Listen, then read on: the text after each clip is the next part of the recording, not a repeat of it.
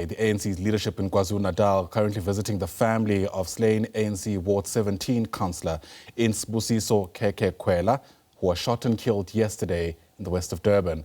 Khwela was gunned down while assisting community members at his office. Police have confirmed that the investigation into his murder has now been taken over by the KZN Political Killings Task Team. A manhunt for the suspects, or the suspect, is now underway and no arrests have been made. Let's get you an update on the story with SABC News reporter Ayanda Mhlongo, live to us now from Durban. And Ayanda, a sobering moment, no doubt, for many of those who've come to show some kind of support to the family. The climate in KwaZulu-Natal must also be very interesting to watch, given just how important a stage we're at in the lead up to these elections. Absolutely, and a very good morning to you and to our viewers. Well, this incident, Ayanda, could not have come at a worse time for the ANC, as today, essentially, the country enters into the second or next phase in its preparations for the local government elections. And of course, the attention, as you were saying there earlier on, even in discussion with the guest, that we now shifts to political parties, political party activities. And so this has certainly been a major blow for the African National Congress, coming just 3 months before we head to the polls. And so today, let me just move out of shot so our viewers can see. Today, the leaders of the ANC here in the eThekwini region, this is the ANC's largest region here in KwaZulu-Natal and elsewhere, they've come here supported by the alliance partners, that is SANCO as well as COSATU and the SACP, to pay their respects to the Khwela family. Of course, yesterday, Councillor Sbusiso Khwela was gunned down at the councillor's offices by a lone gunman who entered his offices and shot him multiple times. And the ANC, of course, extremely concerned by this incident, saying that whilst it is still too early to make any assumption of what might have happened and the possible motive behind this murder, however, they are extremely concerned, and also the timing, as I was saying, Ayanda, of this particular incident.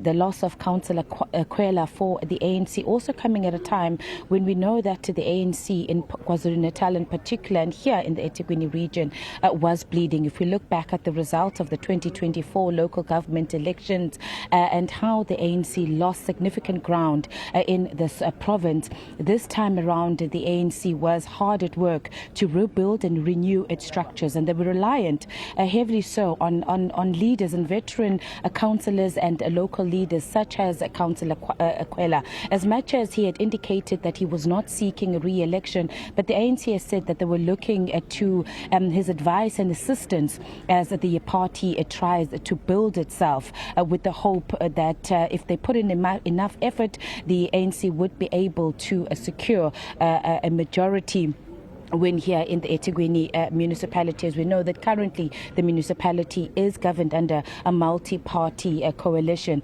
And so this essentially, as I was saying, and is a huge blow to the ANC, and this is what the leaders have been communicating also to their members, but saying, calling for calm, calling for their members, of course, to be alert. It has raised much security concerns and safety concerns, particularly around councillors.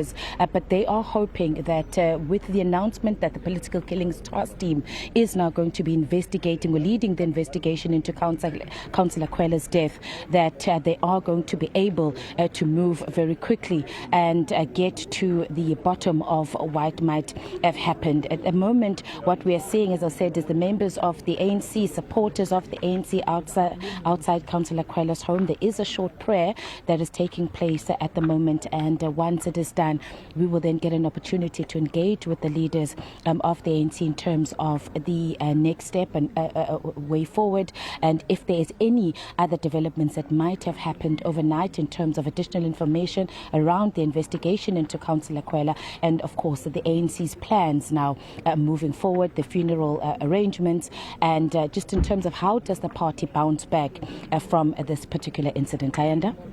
The obvious concern, Ayanda, is the fact that this killing may very well have a chilling effect both on prospective voters but also on other councillors who are hoping to put their names in the hat, so to speak. What are you hearing from ordinary community members about the impact that this has had on them as, once again, we look ahead to the 4th of November? Absolutely, Andy. You know, you were saying that unfortunately KwaZulu-Natal is a province that has a bad history when it comes to political assassinations. At some point we were the epicenter of political assassinations, and over the past 2 or so years it has been relatively quiet in the province, and so this really has once again renewed those fears or heightened fears amongst community members who are now saying, political party members. I mean, we've been speaking to political party leaders and members even outside of the African National Congress, all shocked at this incident, and people basically saying that they hope this is not the start of yet more similar incidents that may happen here in the province of KwaZulu-Natal. So it certainly has brought some level of concern and some level of fear in this particular community as well. People here in Klaarwater say that they're extremely shocked because this was a very quiet area politically as well. There's been no tensions. Even the processes when they were selecting and electing or selecting their candidates who will then represent the party in the upcoming elections, those processes continued very smoothly. There's been no issues. So it really has come as much of a concern to this community, but also broadly across the province of KwaZulu-Natal. Most people now have their faith, Ayanda, in the political killings task team, with the hope, looking at their track record and what they've been able to achieve in terms of the cases that they've been investigating, that they're going to be able to crack this case as soon as possible, and that then might lead to some sort of answers as to what might have been the possible motive behind this particular killing. But one would imagine that, and the security forces in this province are definitely now going to be on high alert, given what has happened and what has transpired here in the area of Klaarwater. Ayanda? Yeah, you speak about Klaarwater being relatively quiet insofar as this kind of political development is concerned. Do we know how the area typically performs, or perhaps I should ask how the ANC performs in that community? This area has been a stronghold of the ANC, but of course, as we know, looking at the 2024 results of the election, and if you hone down right down to ward level, one could see from those results that the ANC is going to have much competition. We know now that this time around you'll have, for example, the Sbusiso party that will be contesting. You have other political parties, the IFP, the DA, the EFF. All of these political parties are working quite hard to ensure that they increase their support base here in the eThekwini Metro. And you also have, and at this point we don't know yet, Ayanda, but you also might have independent candidates. And so it's still too early to tell in terms of this particular area and who will be contesting here, but this has been a stronghold of the ANC. This has been a ward with the ANC. It was one of the wards that they were hopeful that they're going to be able to retain post in this election. And so, of course, this will come as a blow for them, as I was saying, particularly because, and whilst they have elected their candidate who will then stand for the ANC, but Councillor Khwela the late Councillor Khwela had offered his assistance to that particular candidate, and the supporters and members of the ANC here saying they were really reliant on him. He had served for 2 terms. He was born in this particular area, so he was not only a political leader in this area, but he was a local and somebody that knew and understood this particular area, the challenges in this area. And so they were really looking at his guidance and support as the ANC rebuilds its structures and renews itself across not only the eThekwini Metro, but across the province of KwaZulu-Natal. It's people like Councillor Khwela that the party was looking at assisting them to guide them in the process of renewal, with the hope that this was then going to lead to the party being able to retain the majority here in the eThekwini Metro. Ayanda?